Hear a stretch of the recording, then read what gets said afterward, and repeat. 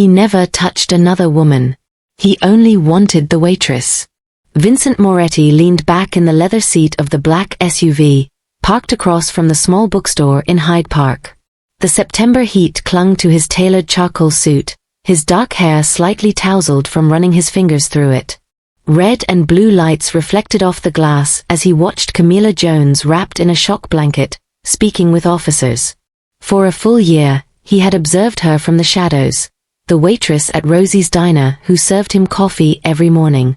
For 15 years before this, Vincent had avoided women entirely, building a reputation as Chicago's most disciplined and feared figure. No distractions, no attachments, no compromises. Tonight, something inside him shifted. Watching her trembling after the robbery, seeing the strength she displayed even as fear etched her face, made him feel exposed in a way he hadn't allowed himself in over a decade. The waiting had ended. The patience that had defined his life dissolved.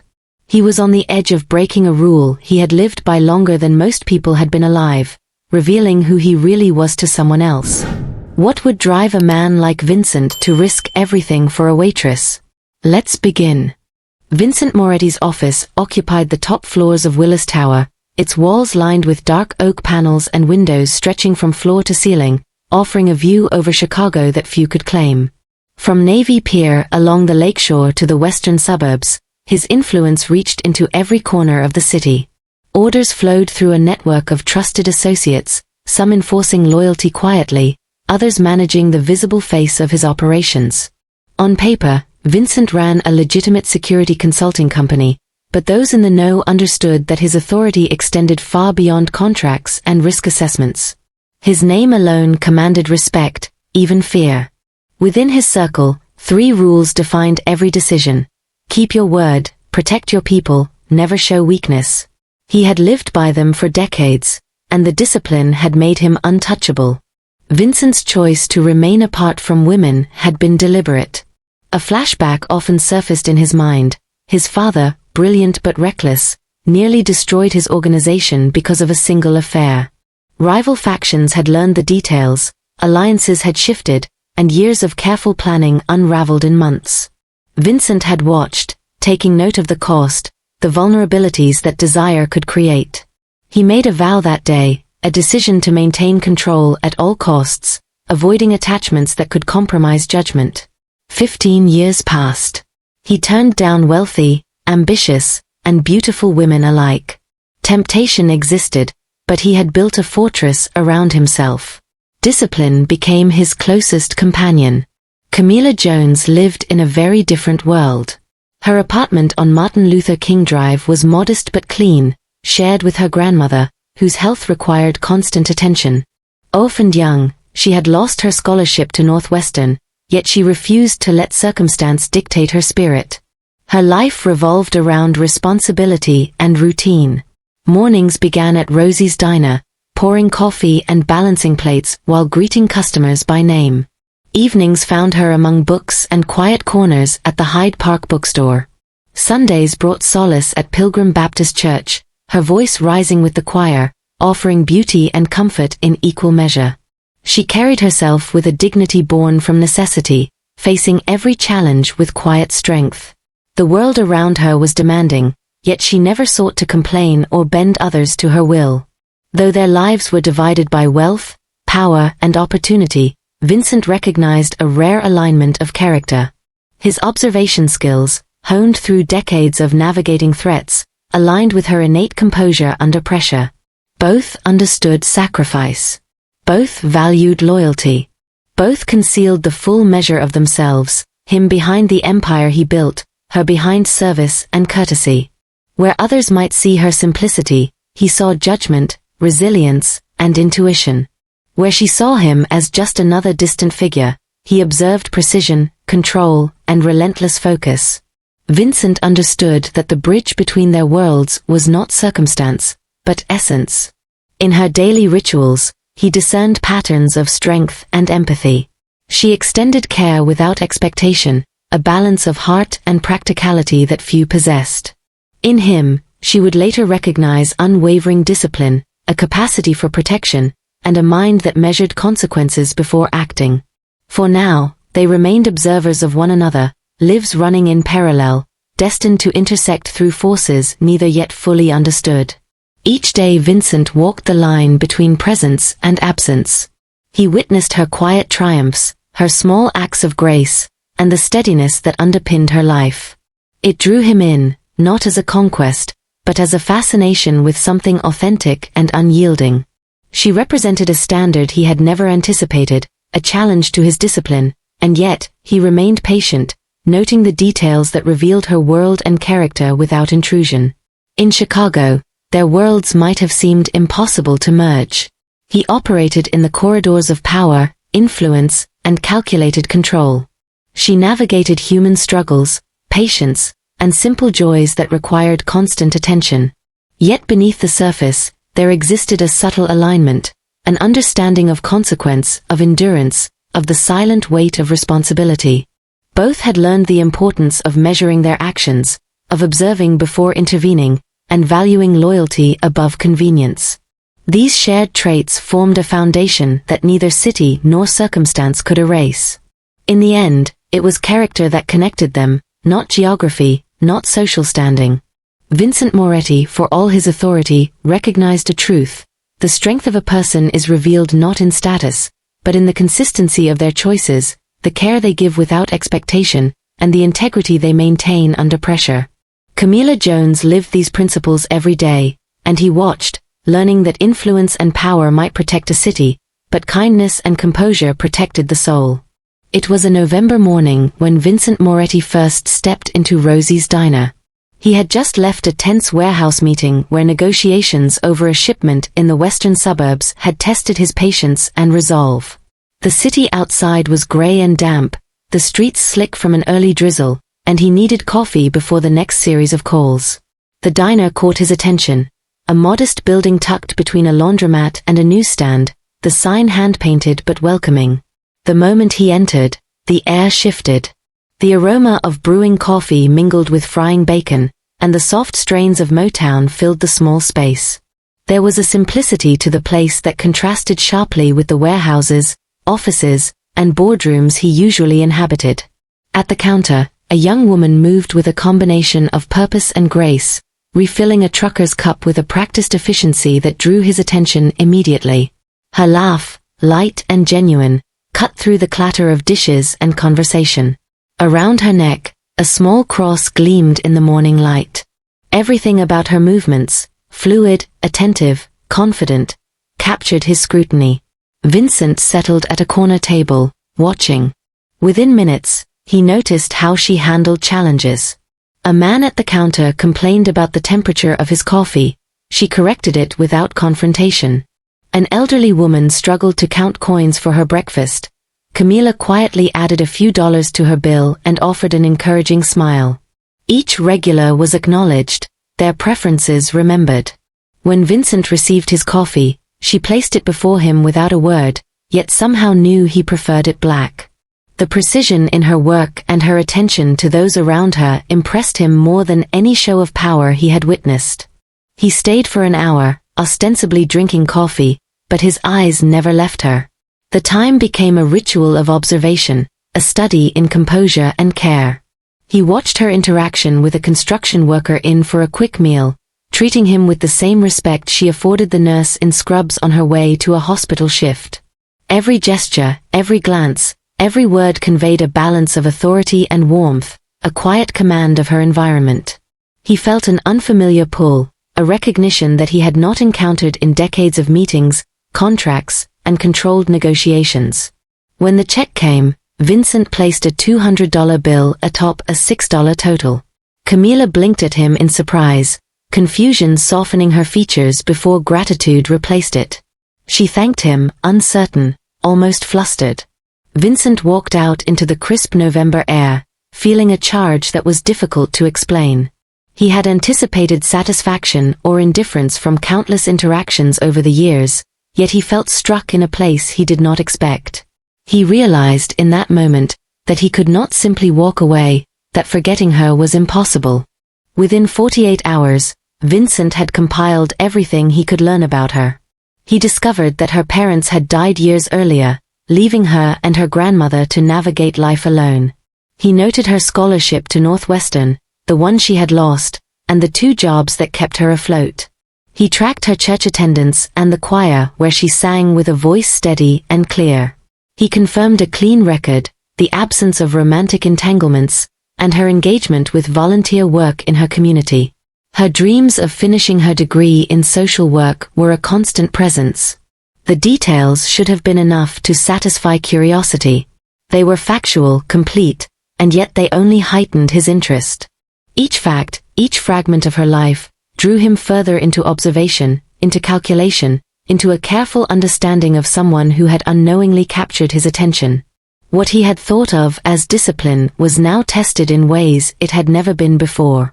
She was a presence that demanded awareness, without effort or intention to do so. By the end of that week, Vincent's routine had subtly shifted. Meetings in the morning allowed a gap where he could linger near Rosie's diner, not for necessity, but for proximity.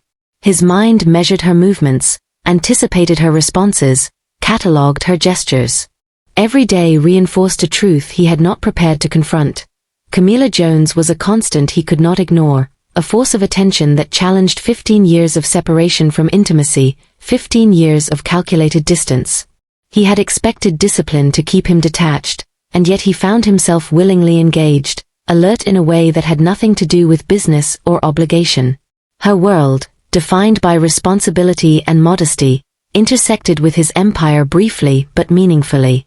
The first hour he spent watching her had planted a seed of fascination. By the end of the second day, that seed had begun to grow into something more. A recognition of character, resilience, and an unexpected connection that neither wealth nor power could fabricate. Vincent understood that the story of this one November morning had only just begun, and the questions it raised would demand attention, focus, and choices he was only beginning to comprehend. Vincent Moretti adjusted his schedule to accommodate one constant, 5:30 coffee at Rosie's diner. The seat in the corner became his vantage point, the same cup of black coffee his anchor. Camila would offer a warm nod, sometimes a soft smile, acknowledging him without words. Their conversations remained surface level, comments on the weather, brief book recommendations, small exchanges about daily routines. Yet, these minutes became the most anticipated segment of his day, the one part he thought about long after leaving. Each morning, the city outside moved in its usual rhythm, but inside that modest diner, Vincent found a rare stillness, a space where observation replaced obligation. Beyond the diner, Vincent organized protection discreetly. His people kept watch over Camila's grandmother's apartment, ensuring her safety without revealing their presence. When Camila worked evening shifts at the bookstore, he positioned himself strategically, a careful distance away. On the red line, he counted 4 cars from the front to match her boarding position, silently noting every movement. He attended Pilgrim Baptist Church occasionally, not to pray, but to hear her sing. He memorized her weekly routines, Wednesday book club meetings, her regular calls to her grandmother at 2:30, the rhythm of her small life. He noted her preferences, her unease with thunderstorms, the quiet joy she found in the first snowfall. Every detail added to the map he was creating in his mind, not to control her, but to understand the life she lived. Vincent's vow of celibacy, 15 years strong, was never untested. Carlo, his lieutenant, often suggested women from families connected to allied networks. Vincent declined without hesitation. In his reflection, he realized none of the women who had attempted to enter his world, the sophisticated, ambitious, and beautiful, had ever disrupted his self-control. Camila, however, posed a challenge unlike any before. Her presence and character had an impact that no power, money, or charm had managed. He formed a new internal rule. No woman would earn his focus until he understood what she represented, until he comprehended the fascination she sparked within him. Tests of patience arrived naturally, in moments that demanded restraint. In July, Camila's grandmother fell ill, and Camila worked double shifts to keep the household running. Vincent wanted to make obstacles disappear, to remove the burden quietly, yet he held back, choosing observation over intervention. The following month brought another trial. A drunken customer grabbed her arm hard enough to leave a bruise. Vincent, seated at his usual corner, almost rose before the cook intervened. Later, the man was quietly discouraged from returning, never understanding why. Even light-hearted moments were scrutinized. Across the street from the bookstore, Vincent noticed a graduate student attempting to charm Camila with humor. She laughed for weeks at small jokes, unaware of the eyes following from afar. Vincent accepted her amusement without interference, prepared to respect her choice even if it meant disappointment. When she gently rejected the student, relief washed over him unexpectedly, disproportionate but undeniable. It affirmed that his year of watching had not created entitlement. It had only taught him patience, respect, and observation. Through the months, his routine became almost ritualistic. Mornings at the diner grounded him. Observations from a distance sharpened his understanding of human behavior. He catalogued kindness, composure under pressure, and her dedication to those she cared for. Each gesture added layers to the portrait he was assembling, a life observed carefully yet without intrusion. In a world defined by power, fear, and control, Vincent found himself drawn to authenticity, to consistency, and to resilience that no amount of influence could manufacture. By the end of the year, Vincent recognized that his attachment to Camila had evolved. The fascination of a first encounter had developed into something more deliberate, something he could no longer ignore or justify as casual interest. He had watched without crossing boundaries, tested patience, and measured restraint. The discipline he had maintained for 15 years had found a new focus, centered on understanding her completely, without forcing proximity or ownership.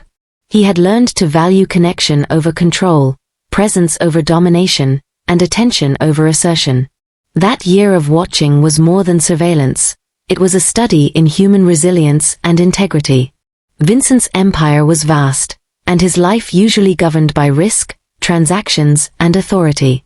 Camila's world was modest, anchored by responsibility and quiet strength. Yet through careful observation, he discovered parallels in principle, loyalty, commitment, and dignity. Understanding her patterns, her routines, her fears and joys, he found a bridge between the two worlds he inhabited, the disciplined, calculated empire of a crime boss and the steadfast, graceful life of a young woman serving coffee in Bronzeville. Vincent's year concluded not with resolution, but with recognition. He knew that the distance he maintained had preserved her independence and dignity. He also knew that the discipline that had guided his life now demanded action. Watching had taught him that patience alone was insufficient. He could not remain a distant observer indefinitely. The time to act, to step beyond shadows into the life he had only glimpsed, was approaching, though he did not yet know how or when he would bridge the space between them. Vincent Moretti sat at a polished table in Greektown, negotiating terms with his Detroit contacts. The discussion had been meticulous, tense, every word measured. The air held the faint scent of espresso and cigar smoke, his mind focused on the numbers, the logistics, the potential risks. Then his phone buzzed. 3 words on the screen from Marco: emergency. Bookstore. Now. The weight of the message hit instantly. Vincent excused himself without explanation, leaving contracts and negotiations hanging. The streets of Chicago blurred under his tires as he raced north, red lights and honking horns barely noticed. His thoughts cycled through every imaginable scenario. Injuries. Hostages. Someone getting hurt. Camila. She had been safe under his observation for a year, but this was unpredictable. When he arrived, flashing red and white lights lit the night, sirens cutting through the usual city hum. Camila sat on the curb wrapped in a shock blanket, her hands trembling. Her hair was damp with sweat, and her eyes held a mixture of fear and resilience. Paramedics and police moved quickly around her, but it was her presence that anchored him. She was alive. She was shaken, but alive. Vincent listened as details reached him. A young man, desperate, armed with a small handgun, had entered the bookstore. The owner had been pistol-whipped. The gun had been pointed at Camila's chest. And yet, she had remained calm, negotiating with the assailant, convincing him to take the cash and leave without further harm. The composure she displayed, The respect she offered even to someone threatening her life, reinforced everything he had seen over the past year. Her courage was quiet, not performed for anyone's benefit, yet undeniable. He lingered across the street in the shadows, watching her as she recounted the events to a police officer. Her hands shook visibly now as she signed forms and offered statements. The scene solidified something Vincent had known but avoided acknowledging fully. The year of careful observation, of maintaining distance, of abiding by his own rules, had reached a limit. Watching from the periphery, leaving protection to shadows and chance, was no longer sufficient. Morning coffee, discreet glances, and small tips could not defend her from the real dangers of the world. A realization pressed on him with an intensity that made his chest tighten. The patience that had guided him for 15 years, the discipline that kept his personal life compartmentalized, could no longer govern his actions regarding her. The boundaries he had maintained, which had allowed him to avoid entanglement and remain focused on his empire, now felt irrelevant. He could not remain at a distance, pretending that observation alone was protection. Camila had faced danger alone, and the thought that he might have been able to prevent it but chose not to act was intolerable. Vincent felt the shift in his own heart, the undeniable truth that he had been avoiding naming for months. He was in love with a waitress from Bronzeville. This wasn't infatuation born of first impressions or fleeting attraction. It had begun on a November morning when her laugh had reached him over the clatter of dishes, when she had moved with a care for others that revealed character in ways no conversation could. Since then, he had watched, measured, protected, and restrained himself. That restraint had ended tonight. The admission was internal, but absolute. He was not a man accustomed to vulnerability. He built walls around his emotions the way he constructed his empire, firmly, deliberately, with minimal gaps. And yet, here they were, all of them irrelevant. His entire life of control and distance was challenged by a single human being whose morning smile had disarmed him without effort. Vincent's mind raced with possibilities and fears. How could he bridge the space between worlds so drastically different? Could a life built on control, risk, and authority coexist with hers, built on responsibility, modesty, and resilience? The answers were uncertain, but one fact remained undeniable: he could no longer remain silent. He could no longer linger in shadows, protecting from afar. The next steps, whatever they would be, would demand honesty, courage, and exposure. Standing there, on the cold pavement across the street, he made the first mental commitments. Camila's safety, yes, but also the acknowledgement of what she meant to him. A willingness to step into her world as a presence, not merely an observer. A recognition that patience alone was no longer virtue, action was required. And with that, Vincent Moretti faced the horizon of a life altered irrevocably, one choice away from confronting the emotions he had long denied, one step away from letting her see the man who had hidden for too long behind his own empire. The night had shifted everything. In a single hour, he had seen fear, courage, vulnerability, and resilience. He had seen what mattered, and he understood the cost of waiting. Vincent Moretti, disciplined, powerful, and usually unshakable, now confronted an emotion he had carefully avoided for 15 years, love that demanded action. The following morning, Vincent arrived at Rosie's diner at his usual 5:30, but the atmosphere felt different. The autumn air carried a crispness that contrasted with the warmth inside the diner. Camila was already there, arranging sugar packets and napkins behind the counter. A small bandage wrapped around her hand caught his attention, a detail the police report had overlooked. She moved slightly slower than usual, her smile gentler, almost fragile. When she approached with his coffee, her hand trembled, just enough for Vincent to notice. In that moment, Vincent made a decision. 15 years of restraint, of controlled distance, of carefully measured observation, had led to this. Watching from afar was no longer sufficient. He needed to step forward, to move beyond the safety of anonymity and make his presence known for more than a morning ritual.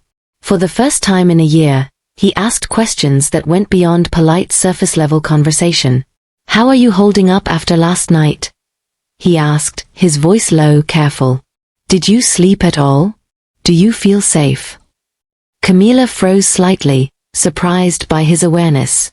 The news, she said softly. I suppose everyone knows now. She exhaled, admitting more than usual. She hadn't slept, had replayed the moment over and over, the image of the gun pressed against her chest lingering in her mind. Vincent listened without interruption, letting her words fill the small space between them. Then he spoke, carefully, deliberately. I can provide security. Personal protection. Just until you feel safe again.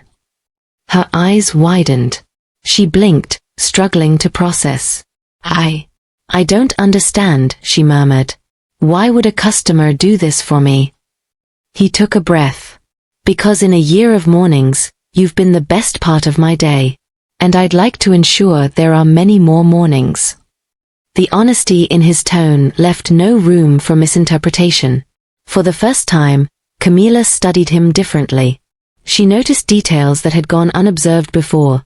The precision of his suit, the subtle gestures of authority, the way other patrons unconsciously gave him space. His posture carried a quiet command. His eyes were focused, intense, entirely on her. She felt seen in a way she hadn't since her parents died, an unsettling mix of relief and awe. The diner, familiar yet suddenly different, framed this exchange.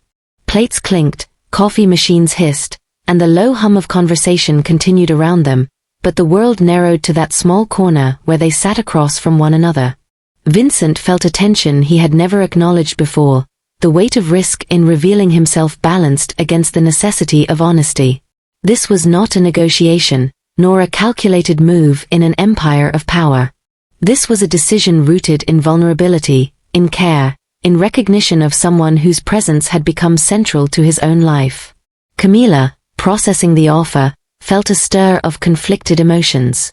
She had seen him as a distant figure, a regular customer whose gestures were thoughtful but limited. Now, the distance had been bridged, and the intensity of his attention unsettled her. Yet beneath that uncertainty, there was a sense of security she had not felt before. She realized he had been aware of dangers she herself tried to navigate, protective without intrusion, concerned without overstepping. Vincent continued, letting the words find their place in the quiet diner. I do not ask for gratitude, he said, nor compliance. Only the chance to ensure you are safe. Nothing more. If you accept, it will be your choice entirely. Camila nodded slowly, considering the offer, the weight of unspoken experiences shaping her thoughts. This was not about control, she recognized. It was about acknowledgement, protection offered without compromise, and an invitation to trust in a careful, deliberate way. For the first time, the diner became more than a routine stop. It became a space of possibility, a starting point for a story neither had fully acknowledged until now. Vincent's decision was complete. Stepping into the light meant exposing himself, accepting the risks of emotion, of intimacy, of personal stakes beyond control and command. He was no longer merely a watcher, a figure in the background. He had chosen to be present, visible, accountable for both his feelings and his actions. Camila's perspective shifted with subtlety yet force. The years of morning greetings, small conversations, and careful observation crystallized into understanding. She saw him fully, not as a figure of distant authority, but as someone willing to take a risk for her well-being. And while uncertainty remained, so did recognition. Recognition that trust could be offered and accepted, that boundaries could be respected even in the presence of protection. The morning progressed around them, unnoticed, as Vincent and Camila navigated the first steps of this new reality. For the first time, both acknowledged what had been present but unspoken, the quiet shift from observation to engagement, from distance to action. Vincent's decision to step forward had been made, and with it, a path opened toward clarity, honesty, and the chance to redefine their connection beyond the confines of ritual, distance, and unspoken care. Camila surprised Vincent by sliding into the booth across from him, an action she had never taken before. Her gaze was steady, though her fingers tapped lightly against the tabletop. Who are you really? She asked, her voice quiet but firm. Because men who drink coffee at diners on the south side don't usually offer personal security details. The question hung in the air, simple yet direct. Vincent's mind raced for a moment. He could deflect, invent a safe story, or give her a version of himself that felt harmless. But something in her tone, the quiet insistence, demanded honesty. After 15 years of guarded interactions, calculated exposure and precise control, he chose truth. Carefully, selectively, but truth nonetheless. "I run a security consulting firm," he said. "I protect people. Some of my work operates in gray areas. I've been successful, but I do not claim to be a conventional businessman. My focus is results, and sometimes that means unconventional methods." He left out nothing that mattered and avoided embellishments that could create false impressions. Camila studied him in silence, processing the weight behind his words. After a long pause, she leaned slightly forward and asked the question that held everything. "Have you hurt people?" "Yes," he admitted, his voice even. "People who threatened those I protect. I will not apologize for that." He let the words settle, then continued before she could react further. "Would I hurt you?" His eyes met hers with unflinching intensity. "I'd burn Chicago down before I let anyone hurt you, including myself." Her breath hitched slightly, not in fear, but in the recognition of the depth behind his declaration. This was no casual promise, no empty reassurance. Vincent's life was built on control and consequences, and yet in this small diner booth, he had committed his power to her protection. Camila remained silent for a few moments, taking in his presence, the calm certainty in his voice, the sincerity in his posture. Vincent continued, softening his tone just enough to bridge the distance he had maintained for a year. "I've been coming here for a year," he admitted carefully. "Not as a passerby, not merely as a customer. I've watched over you, ensured you were safe, without interfering in ways that could alter your life. For 15 years, I avoided personal connections. None of the women who tried, none of the opportunities one passed by, ever tempted me. You've undone that discipline." Camila listened, absorbing the confession. She recognized the honesty in his words, the careful delineation between observation for protection and intrusion for curiosity. It was different from what she had imagined. This was not obsession without thought, but a year-long calculation rooted in care, respect, and restraint. "Last night," Vincent continued, his voice low, "showed me something I couldn't ignore. Nearly losing you reminded me that waiting for perfect moments can mean losing everything. I've waited a year to speak, to clarify what I have been doing, and to explain why. The year of mornings, the quiet attention, the measures I took, all of it was for you without expectation, without interference beyond protection." Camila's expression softened slightly, though her eyes held questions. "And now?" she asked. "Now that the truth is out?" "Now," he said, leaning forward a fraction, "the waiting stops. The watching stops. I cannot continue in the shadows. If you allow it, I would like to step forward fully. Not to control you, not to demand, not to dictate your life. Only to offer honesty, presence, and the chance to be part of each other's lives beyond fleeting mornings." The silence stretched for a moment longer, punctuated by the quiet sounds of the diner waking fully into its morning rhythm. Camila considered the man sitting before her, not as the distant customer she had known, but as someone willing to expose himself, to admit vulnerability, to risk both personal safety and emotional control for her sake. Finally, she nodded slightly, acknowledging the honesty and the weight of his confession. It did not mean immediate acceptance of his presence in her life beyond the diner. It did not erase the complexities or the questions she carried. But it established the foundation, clarity, intent, and a willingness to step forward from both sides. Vincent allowed himself a small exhale, the tension of months and years easing fractionally. He had gambled, choosing honesty over concealment, vulnerability over control. The outcome remained uncertain, yet the path forward was now defined by truth, not speculation or distance. The diner, a familiar setting, had become a space of revelation, a turning point where both recognized the reality of their connection.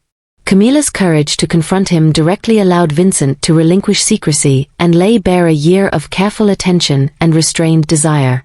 In that small booth, they began navigating what honesty, respect, and protection could look like when aligned with intention, rather than habit or fear. Camilla sat back in her booth, absorbing Vincent's confession. The weight of his honesty pressed against her awareness, and yet her response was unexpected even to herself. A year of being watched might have justified fear, but instead, her mind returned to small, undeniable truths. The mornings when he was the only customer who never demanded, never criticized, who tipped generously enough that her grandmother's prescriptions were always covered. The drunk who had grabbed her arm never returned. The unexpected ease in bills, subtle but consistent, coinciding with his presence in her routine. She recognized the pattern, the care embedded in actions that had seemed incidental. It unsettled her, yes, but also gave rise to something unfamiliar, a cautious sense of trust. Not blind trust, not yet. But the kind that forms when someone consistently aligns attention with respect. "Vincent," she said finally, her voice steady but curious, "what do you want from me?" His eyes met hers without hesitation. "Time. Conversation. The chance to know you beyond these mornings. The opportunity to make your life easier if you'll allow it. And, if I am extraordinarily fortunate, your trust. Perhaps, eventually, more than that." She considered him carefully, the deliberate calm in his tone. Her next words were firm, a reflection of the dignity she had cultivated through years of struggle. "I won't be controlled. I won't surrender my independence or become a kept woman. Security is not worth losing the life I've built for myself. My dignity matters more than safety." Vincent inclined his head in acknowledgement. "I have watched you for a year," he said, voice soft but certain. "I have seen how you maintain that dignity under pressure. I would never ask you to compromise it. If you allow me into your life, it will be as a partner, not a patron. I am not here to control or to dictate. I am here to support, as long as you choose to accept that support." Her gaze softened slightly, the line of her lips relaxing without fully smiling. She weighed the truth in his words against the instinctive caution she had developed over decades of self-reliance.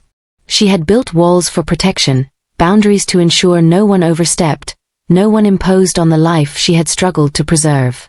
But now, facing someone who had dismantled the usual rules, she realized a different path was possible.